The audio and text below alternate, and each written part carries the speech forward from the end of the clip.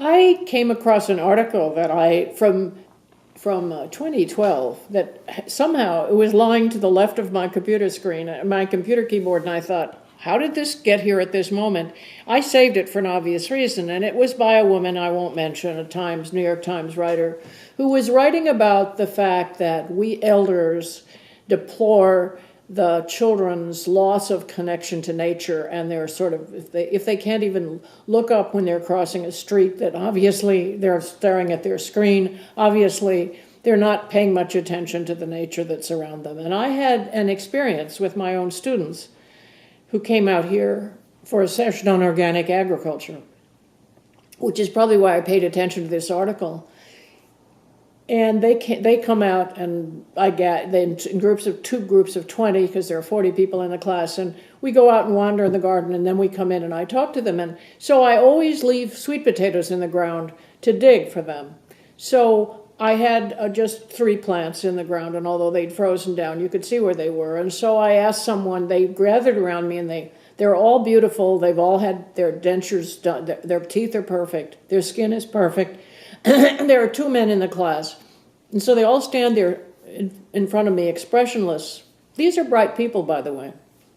I read their papers, so I know. And they're standing, and I said, anybody want to dig? Nobody, of course, volunteered, and one of the men finally said he would. So I told him how to put the fork in the ground and tip it back, and then pull up, and then pull the plant up, and then these beautiful red sweet potatoes are hanging from the plant. And I've done this for a number of years, and always people go, oh, they're really surprised to see these things come out of the ground.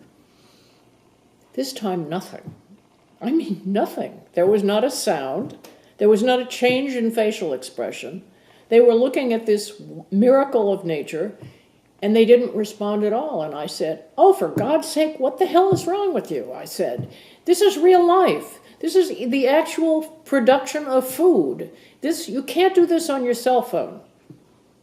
And that caused a titter. But anyway, I thought a lot about that. I was stunned by it. And so this article is by a woman who's talking about how we old folks are always deploring the fact that children aren't exposed to nature, and therefore they're not going to understand nature the way we did, et cetera, et cetera.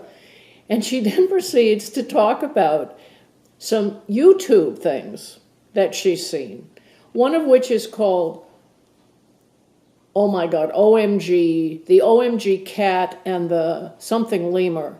That's apparently a welding of 2 YouTube videos, which I went and looked at this morning and thought was the most dull, boring thing I ever saw in my life. It's just a cat opening its mouth wide and a lemur opening its eyes wide.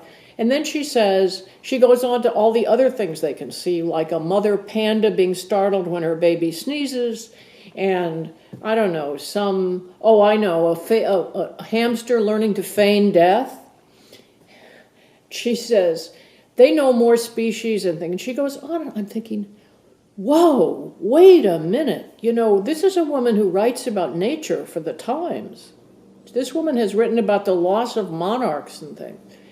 And I find that such an astonishingly,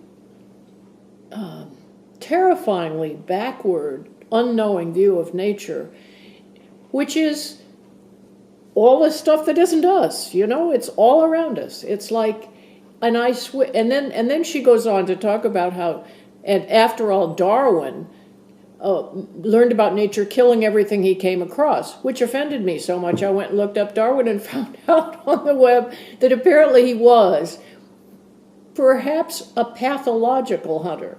That is, he loved killing birds and animals, and he went out hunting all the time, kept score of how many he'd killed, et cetera, et cetera. So that was a great disappointment to me to learn. However, I'm sure that Darwin and all those voyages and all those hikes in Wales had contact with the sky and the wind and the splash of water and all kinds of animals and all kinds of trees and birds and flowers and grasses that were not put there for his amusement, and that probably dawned on him. I don't think it even occurred to him that.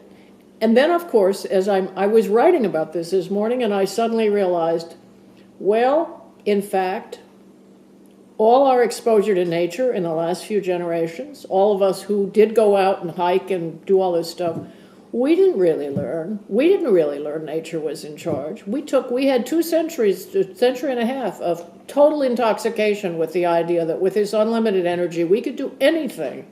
We could just change nature at will, and nothing was going to happen.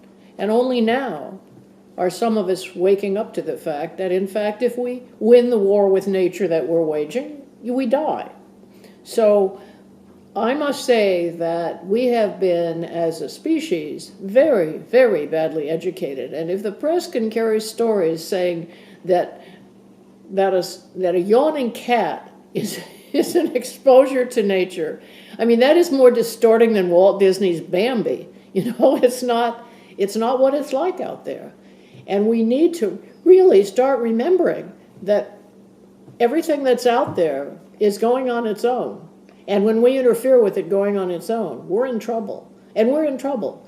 So let's get kids really out in nature and try to help them learn that these little things we've imposed on it are not what it's about, and that we need to learn everything that it's about the best we can and try to, as the Native Americans have been telling us for generations, live within nature's rules.